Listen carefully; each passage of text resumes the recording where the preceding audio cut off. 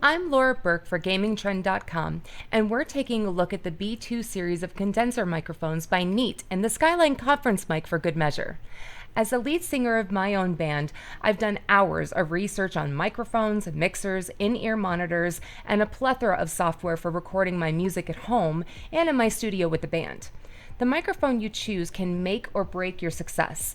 You can spend thousands of dollars on musical equipment that you don't like when you start using it. Microphones are no exception.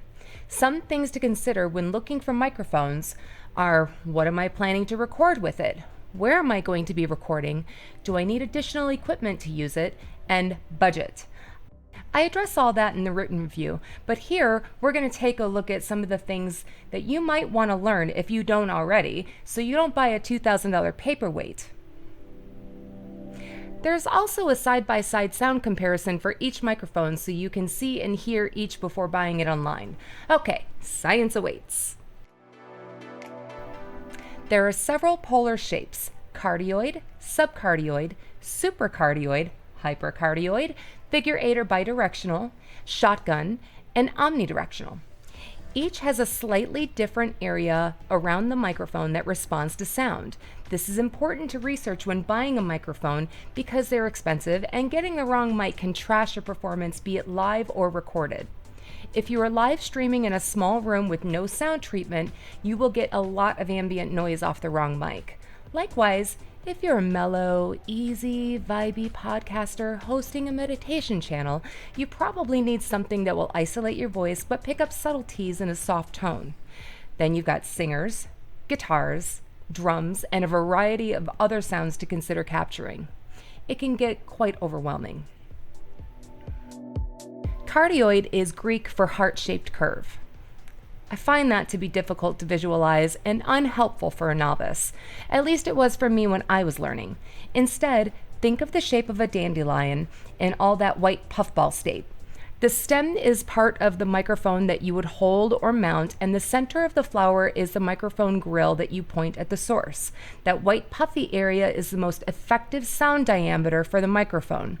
This shape limits the input from behind the microphone. For anyone who's heard feedback from a mic facing a speaker, you understand why this is important.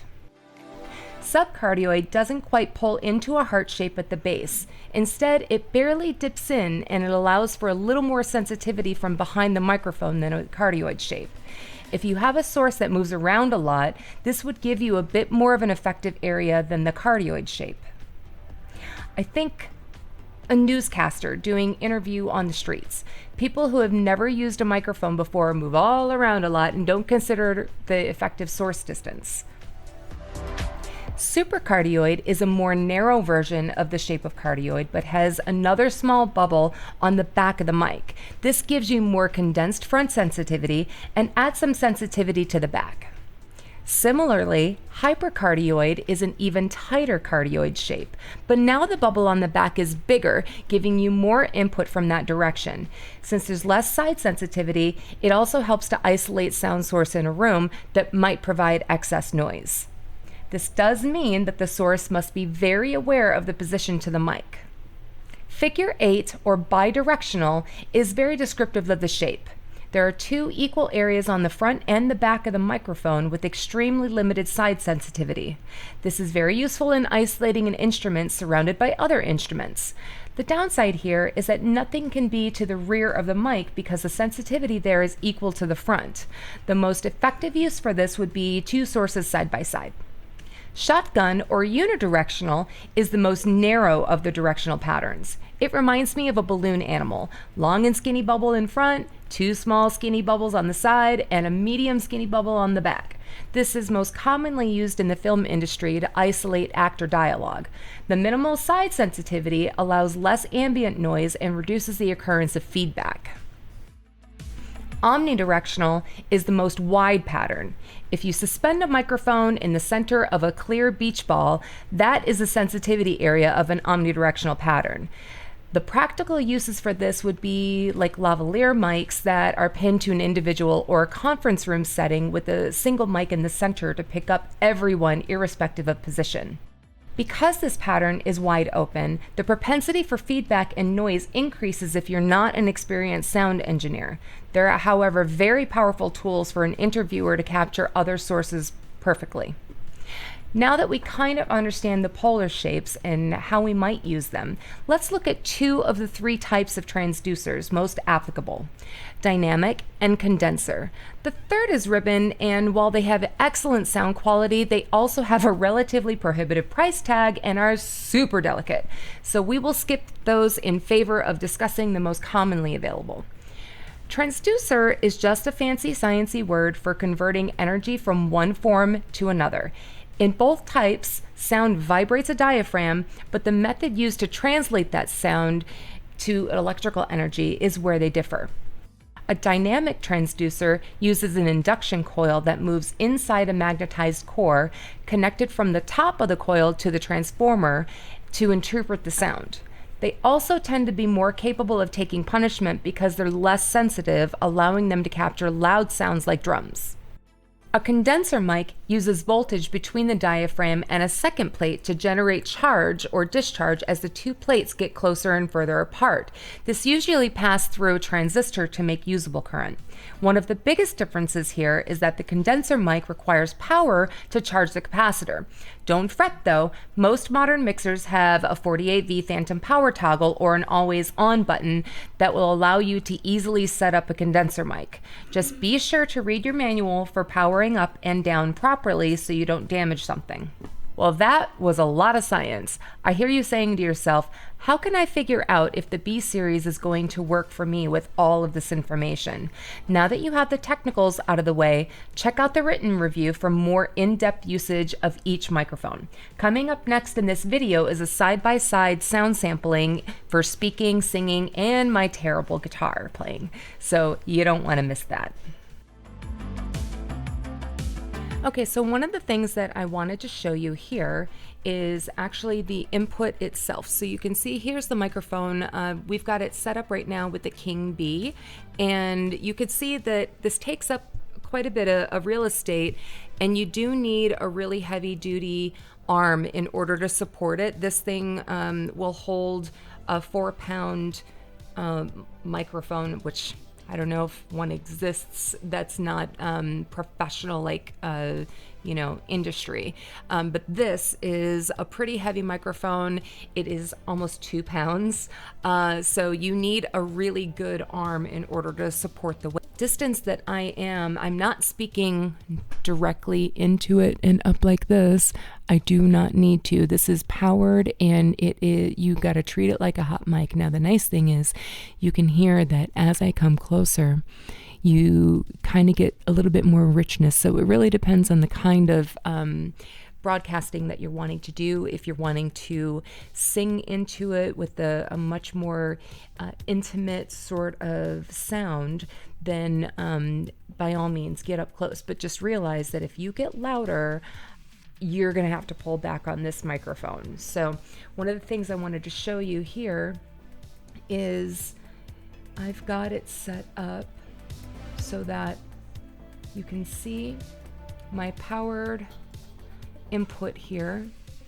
Right here is my Phantom 48. Click that off.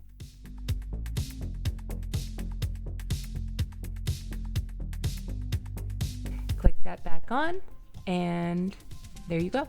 Now, also, I have found with the help of the creators that putting a compressor on this helps quite a bit. So when I'm singing, I have a very resonant voice for certain octave as well. So when I hit that particular octave, I better be off that mic. Otherwise, you're peaking, you're redlining, like everything is just way too hot and distorted. So they suggested that I find a limiter, and my Xair Edit app comes with a whole bunch of effects that I can choose from in here. So you can see I have this right here, this stereo leisure compressor insert on this microphone. And what this does is it helps kind of keep everything tamped down on the tops and the I'm assuming the bottoms. I'm not an engineer, so I'm not going to try to go into that. I need a course if I'm going to talk about that, or I need to do a lot more research. But this is my first time using a compressor. So far, I'm very happy with the overall output of it.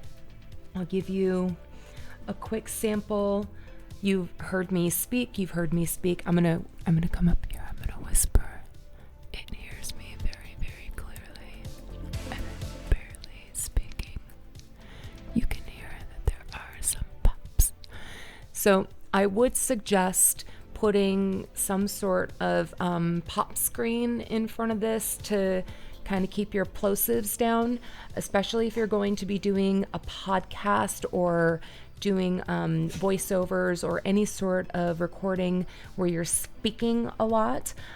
Singers tend to not have as many plosives because we round things in certain ways, and if we want to like punch something, we usually know how to change our consonants. But when you're speaking, that's a completely different mindset. So I would suggest, if you're going to do any sort of podcast or voiceovers or interviews or anything like that, that you get a pop screen for this. I will just sing a little bit here, and I'll show you how it sounds for singers.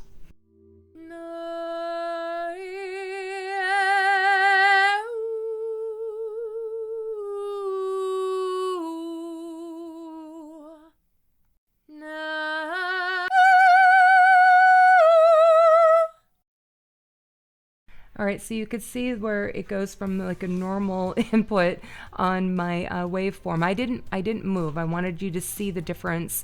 That luckily, because of that limiter, you're not getting massive spikes on the wave line here. But it is very, very good to pick up. One of the nice things about this is I took it into my studio and I tapped on the drums. I didn't have my drummer there that day, so I just kind of tapped out some really non-rhythmic rhythm and just so I could hear how this sounded through the recording. And it's very difficult to find a good non-drum microphone kit to record a live drum. So this I was able to put in front of the bass, and it's the bass that usually gives you some problems because it's such a low tone, I'm assuming. The snare I didn't have a problem with on any mic I tried to use, but this one is the only one that gave me a really good, clear kick. And, you know, we all know you gotta have that bass. So we got a really decent kick sound through this King Bee microphone. I really enjoyed it. Okay, we're gonna swap out for the Worker Bee, and I'll be right back. And we're back. Here we have the Worker Bee II. The profile is much smaller. I still have it hung up from my boom arm, but it is, I don't know, about 6 inches instead of this being 9 to 11 inches. You can see the difference in the profile here, and it's nowhere near as hefty as this bad boy, but you got different uses for different things. Now, I will say that both of these are excellent for podcasting and excellent for doing any sort of voiceover work or interviews. The sound is really good quality, even with me being a little bit more than 6 inches away from it, and I'm not directly facing it, I'm facing the camera instead. So if I do come up closer, we'll do that sort of up close and personal. We're doing this is right in your ear, and then if I go in and I do a whisper test, you can hear again every single syllable. So again, I would definitely recommend, because these are hot mics, I would definitely recommend a pop filter to make sure that if you're speaking, that you are taking those plosives down to a minimum on your recording. And then also keep in mind, if you come in or you want that booming sound when you're doing like your voiceovers or anything like that dramatically, then you're going to need to back off just a little bit that way you can keep down those really hefty, explosive disturbances in your speech. But it picks up everything really, really well. You can be quiet, you can be loud, you can back off. But again, this is also powered. So we've got the input here, as long as I can see. Oh, and number 3. We've got the input here on my Phantom.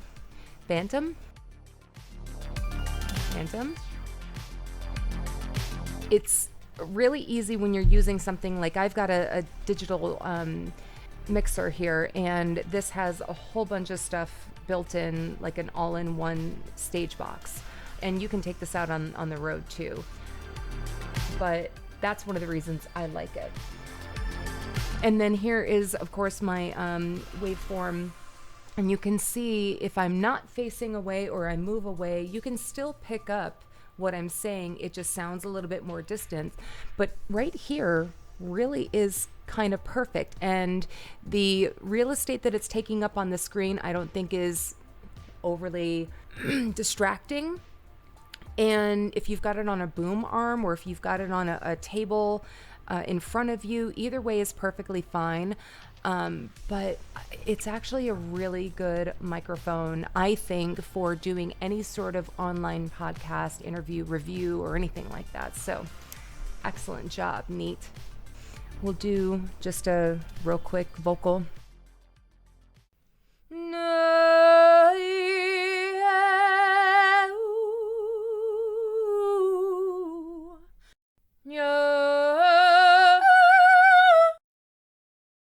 So those are usually my truly resonant notes. And you can see here on the waveform that it gets pretty intense right there. But that's okay. Again, we've got our compressor on and it handled it pretty well. And I'm not directly facing it, so I think that it helps doing that. So next thing we're going to do is we're going to take a look at the desktop mics that I have. And I'm not going to be using any sort of XLR or anything. This is literally a USB into your computer. So this should be really easy to set up. So we'll be right back. And we are back with the first of our 2 USB input microphones. And this right here, I'm going to pick it up very gently and I'm going to move it away from my mouth. This is the Bumblebee II. It's got its own little desk stand here, but what I really want you to look at down here is I've got my headphones hooked directly into the bottom. So I've got it fed into my ears, and I can adjust this for my sound in my ears. I hope you can hear the fact that this is super sensitive. You can hear the rubbing of the knob when I turn the dial to turn the volume up in my headset or not. But this is a super sensitive microphone. So right here, I've got that plugged in directly, so there's no delay whatsoever. When you're on a Zoom call or anything like that, sometimes you get like this weird delay, echo, or anything like that. I won't go into why, but we all have experienced it. The other thing that I think is really, really great is this is a USB to a USB-C. Thank you very much, Neat. I really, really do appreciate this. So this is my spare cable for the Skyline that's coming up next, but this is USB-C into USB into my laptop, and then this little thing sits right on here. Oh my gosh, so sensitive. It's picking up the fan on my laptop right now. So keep that in mind if you are going to use this for any sort of podcast or any sort of thing like that. I would suggest that you get an acoustic screen set up so that you can isolate everything that's coming in. The other thing is you need to get a pop screen for this as well. Anything that we've taken a look at, other than the conference mic that's coming up, I would definitely suggest getting yourself a pop screen just to get rid of those plosives like we said earlier. It would cut down on a lot of aggravation and editing and everything like that for you later on. But this is a really simple setup because all you need is your laptop, whatever recording, camera, editing software, everything that you've got on your computer, plus the native sound card. All you need is the USB, and you're ready to go. So I highly recommend this particular one. This would be great for interviews because it's super sensitive. I can come back here a bit and you can still hear me, and if I had another person sitting right next to me, I guarantee you that you'd be able to hear them too. Even if they're super quiet, you can move this a little bit more towards that person and away from you in order to keep a consistent sounding interview. So I think that this one's really great, but I have to show you one of the best features of this. And you see this little green light right here? We're gonna move down just a little bit, and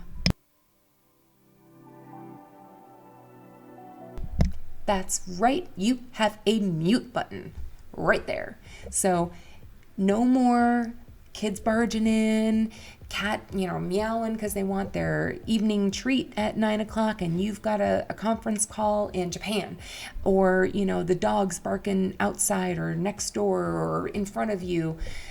This mute button is amazing. So I think that this is one of those things that if you're doing calls, if you're doing meetings, if you're doing anything like that professionally, that works great for that. It also does a really great job for, just doing your podcast for somebody who wants to live stream them playing like an acoustic guitar or something like that, because it's got a really, really good pickup, very sensitive for that, and you can sit back enough away from it to have your acoustic on your lap and pick up your voice while you're singing. So I think this would be an amazing instrument for somebody to pick up and use for any of those purposes. The next thing that we're going to do is we're going to take a look at the Skyline USB, and we'll go from there. So we'll be right back.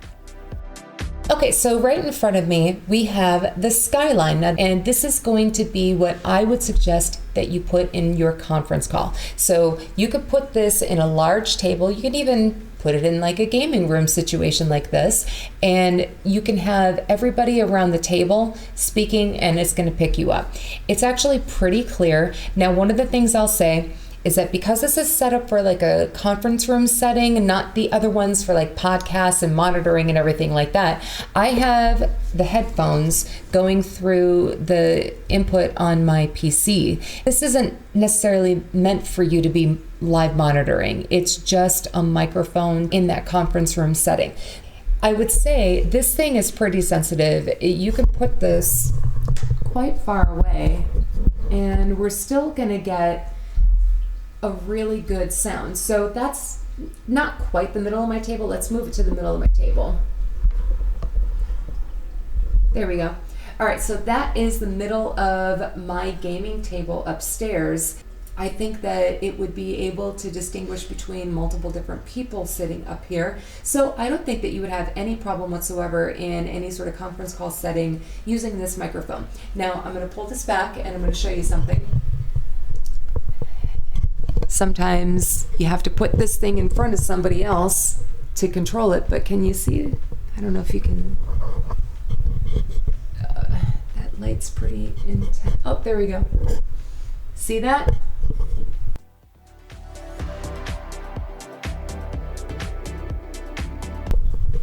Input. All right, so we've got a mute button on this too. Now this is also USB-C to USB. So you've got a nice little microphone here that is going to give you a lot of room to move. The cable that's provided is pretty long, so you could probably put this on a pretty decent sized 8, 10, 12 person table and not have a problem picking up anybody. Overall, you've got a really good sound capture quality for a conference room setting out of this nice, neat, discreet looking Skyline microphone. So count me as impressed. And it's, again, super easy to set up. USB-C, USB into my laptop, and we are good to go.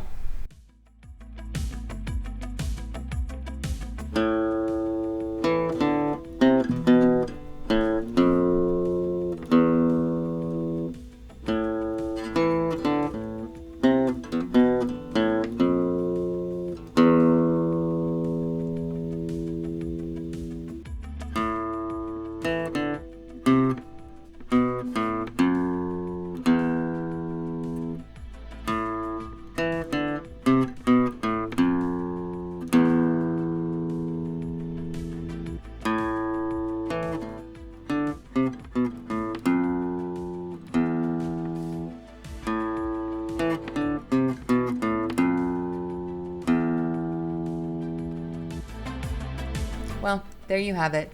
We've got 1, 2, 3, and 4 different neat microphones, and I would say they probably named them pretty aptly as well. Each one of them is very neat, and they have very well-rounded, thought-out reasons for existing. So I think that the company has done a really great job of giving us some options. So take a look at the review and get a little bit more information, and definitely check out the price points on these different microphones and see which one might actually fit your needs. I hope that you enjoyed our little adventure today with these microphones. I have, and I hope you come back and see us again. Thanks again for joining me here for some technical information on microphone sound shapes. I hope you like and subscribe, and you join us back here at Gaming Trend again.